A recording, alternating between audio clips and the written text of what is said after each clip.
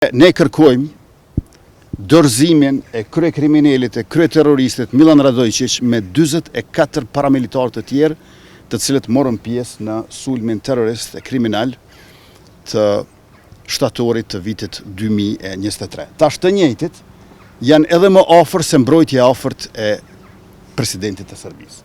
Kjo tregon që kemi pasur të drejtë kur kemi thënë që ky grup kriminal e terrorist është i dirigjuar, financuar nga Beogradi dhe nuk është një grup huliganësh.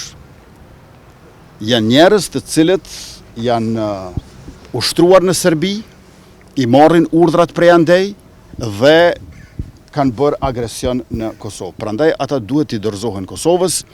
Kjo flet që ne kemi pasur gjithçka të drejtë dhe tregon gjithçka për vetë regjimin e Beogradit, i cili në njërin anë vepron kësaj për shkak se i mohon krimit e kryera gjatë luftës në Kosovë, e në anën tjetër vetëm sa e rrit bashkëpunimin me Kremlinin, me presidentin despotik Putin.